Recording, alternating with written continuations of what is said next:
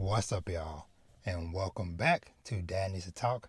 I'm your host, Robert, and today we are taking a look at No Longer Allowed in Another World, Volume 1. Now, this manga is published by Seven Seas, which we're going to talk about that in a second.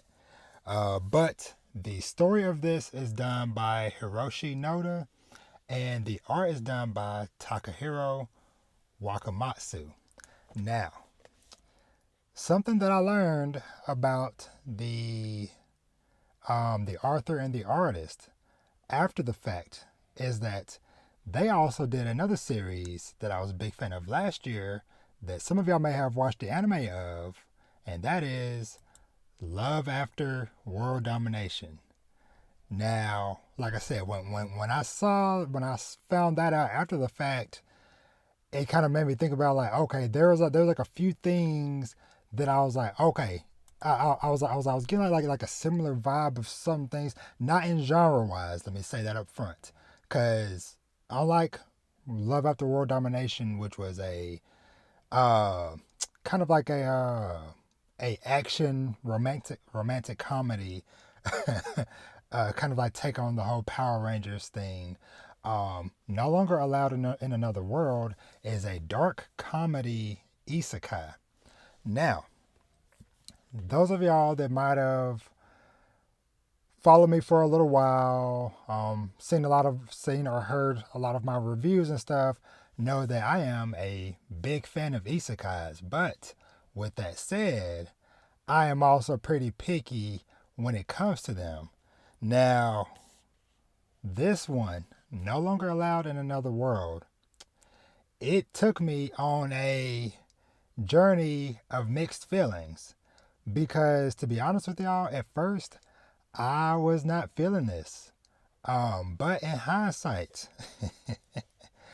sometimes you gotta have faith and trust and hope and see things through to the end because this volume is a great example of why sometimes reading things in a collected form like a volume versus a week to week format sometimes is better for the story.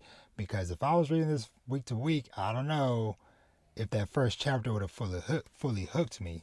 But like I said, sometimes you gotta have faith because when it comes to Seven Seas and their Isekai series, they have done right by me because they have done because and I'll say this when it comes to isekais, there also has to be like a unique hook to the series for me to get interested in it. And so with them doing other series like Karate Survivor with the guy that only has karate skills in another world, Headhunted to Another World, where the guy got recruited by a demon lord for his negotiation skills, and Yakuza Reincarnation, where a old Yakuza boss gets reincarnated as a princess in a fantasy world. So, No Longer Allowed in Another World. So, this story follows a guy in his late 30s who goes simply by the name Sensei. Now, when I was looking up like more information, they do give a full name for him, which I believe was like Dazai. I just had it pulled up. Uh, Osamu Dazai. And his whole thing is that he is basically trying to find a way to die, which is how he ends up in this isekai world, and which is what led me to my first problem because isekai series have become so prevalent nowadays that some of them are kind of, for lack of a better term, self-aware, and they kind of reference the fact in the story that, oh wait, is this an isekai type of situation? That's what this starts off as. And so at first I was like, I don't know. I don't know if I like how this is being delivered and stuff, but after reading through the full volume, and I even went back right before I'm recording this and reread some of it again, I liked it better upon, like I said, kind of like looking at this through a different lens, especially with knowing that this is aiming to be a dark comedy. Because throughout the volume, you kind of get, of course, the kind of like reoccurring joke and gag of him trying to find ways to take himself out. But of course, somehow him miraculously being saved or rescued or, something of that nature and living to see another day. And so, like I mentioned, our main character, he's in his late 30s, and he was um, shoot, he was a author or an artist. I can't remember which one was it. I believe it was a author. Um, but anywho, it kicks off with him and supposedly maybe his lover or something like that or whatever, um, trying to take themselves out together. But he ends up getting sent to this other fantasy world, and he is greeted by this kind of uh not a goddess, but more of like a god, because like I said, this being a self-aware isekai series, lots of people get sent here, and so they get sent to one of four locations within, at least like within this area of the story, and they are greeted by different guys who kind of like, hey, welcome, hero, you're here to save the world, and yada yada yada. Well, one thing about Sensei is that he has no desire for that. He is a very blunt and straightforward character. Like, he'll tell you what he thinks, regardless of who you are, what your status is. No holds barred. He's going to let you know how he feels. And so pretty much he's just like, yeah, nah, I'm not here for this stuff. I'm just searching for a place to die. And he, starts to wander off. And that's kind of where the story kicks off. And so throughout this volume, you see him kind of encounter a few different characters along the way. Um, Most of which I end up liking the designs of, like I said, some of these characters that he meets and stuff. But yeah, like I said, once I kind of like reread this volume and got to look at it through kind of like a different lens and a different perspective, it kind of changed how I felt about it.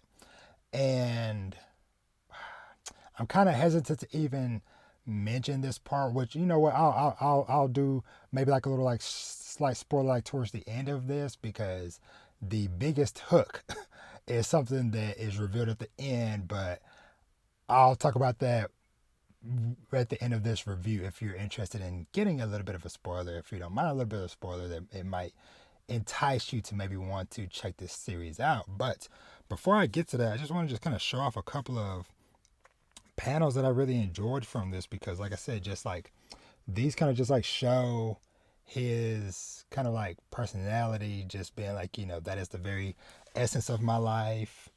And the world itself is drawn pretty well as well. Like I said, it's a fantasy series.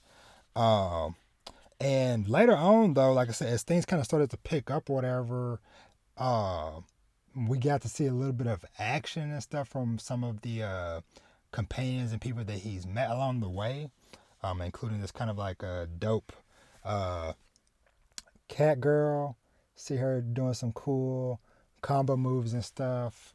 Um, and this final character, which I just kind of just tease a little bit of her design, but I really loved the design of this kind of like dragon looking chick.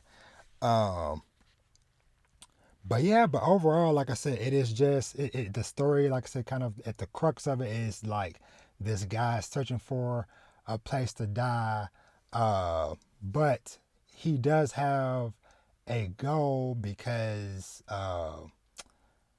it seems like potentially his lover might have also got sent to this world as well. And so yeah, so that was like I said, kind of like one of the things, like I said, especially like I said, towards the end, as the action and we start to learn more about what's going on in this world and stuff starts to open up, then it really, got its hooks in me. And like I said, it was definitely one that I was like, okay,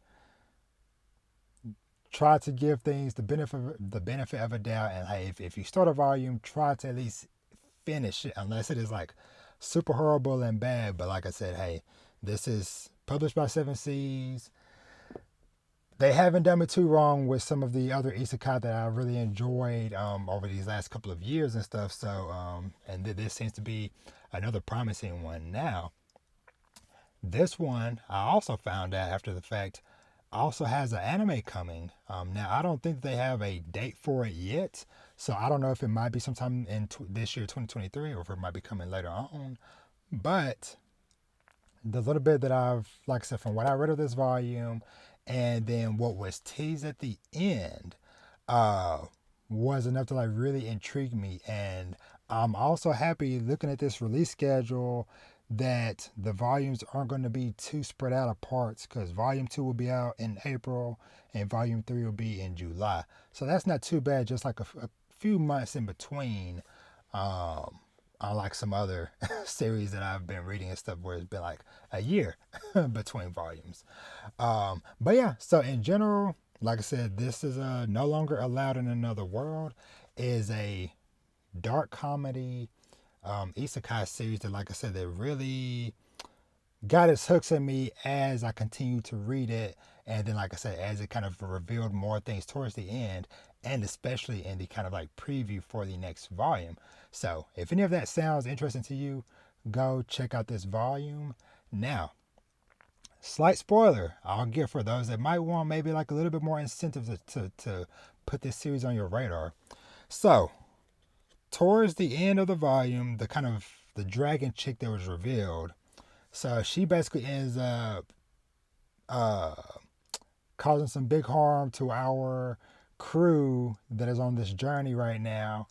And they arrive at one of the other kind of like temples or whatever where people get summoned to, or arrive, get isekai to or whatever.